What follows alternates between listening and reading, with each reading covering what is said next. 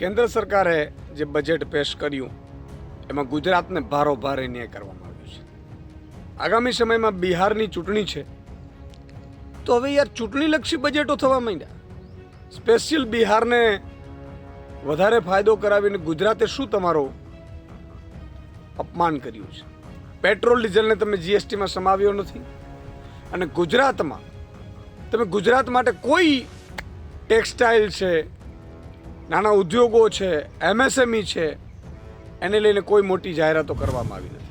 આજે કેન્દ્રીય નાણામંત્રી નિર્મલા સીતારમણે જે બજેટ 2025 રજૂ કર્યું તેને લઈને અનેક નેતાઓ પોતાની પ્રતિક્રિયા આપી રહ્યા છે. ત્યારે આપ નેતા પ્રદેશ પ્રમુખ ઈસુદાન ગઢવીએ કેન્દ્ર સરકારના બજેટને લઈને ઝાટકણી કાઢી છે અને કહ્યું છે કે આજના કેન્દ્ર સરકારના બજેટમાં ગુજરાત રાજ્ય સાથે ભારોભાર અન્યાય થયો હોવાની વાત કરી હતી.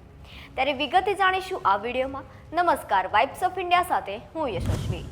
કેન્દ્ર સરકારના બજેટની આપ પ્રદેશ પ્રમુખ ઈસુદાન ગઢવીએ ઝાટકણી કાઢતા કહ્યું કે કેન્દ્ર સરકારે બિહારની ચૂંટણીને ધ્યાનમાં રાખીને ચૂંટણીલક્ષી બજેટ રજૂ કર્યું છે. ગુજરાતે ભાજપને વારંવાર મત આપ્યા છે, તેમ છતાં પણ ગુજરાત સાથે અન્યાય થયો હોવાનું ઈસુદાન ગઢવીએ જણાવ્યું હતું. ત્યારે સાંભળીએ તેઓએ શું કહ્યું. કેન્દ્ર સરકારે જે બજેટ પેશ કર્યું એમાં ગુજરાતને ભારોભાર ન્યાય કરવામાં આવ્યું છે. આગામી સમયમાં બિહારની ચૂંટણી છે તો હવે યાર ચૂંટણીલક્ષી બજેટો થવા માંડ્યા. સ્પેશિયલ બિહારને વધારે ફાયદો કરાવીને ગુજરાતે શું તમારો અપમાન કર્યું છે? ગુજરાતે તમને ભારોભાર મત આપ્યા છે. ત્યારે નરેન્દ્ર મોદી, અમિત શાહજી, નિર્મલા સીતારામનજી કહેવા માંગીએ છીએ, ખેડૂતો માટે કશું નથી, શ્રમિકો મજૂરો માટે કશું નથી, તમે મધ્યમ વર્ગ માટે, મિડલ ક્લાસ માટે ખરેખર તો સંપૂર્ણ છૂટ આપવી જોતી હતી 15-18 લાખ સુધીની.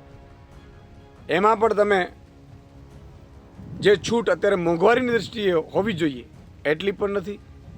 પેટ્રોલ ડીઝલને તમે જીએસટીમાં સમાવ્યો નથી અને ગુજરાતમાં તમે ગુજરાત માટે કોઈ ટેક્સટાઇલ છે, નાના ઉદ્યોગો છે, એમએસએમઈ છે, એને લઈને કોઈ મોટી જાહેરાતો કરવામાં આવી નથી.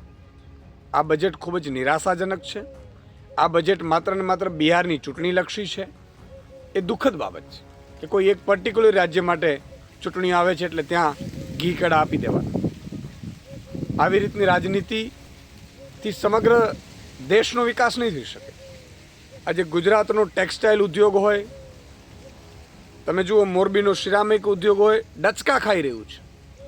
ખેડૂતો એના માટે એમએસએમઈ, ખેડૂતો માટે એમએસપી, આ બધામાં કોઈને હરખાવા જેવું આ બજેટ નથી. ખૂબ જ નિરાશાજનક બજેટ પેશ કરવામાં આવ્યું છે.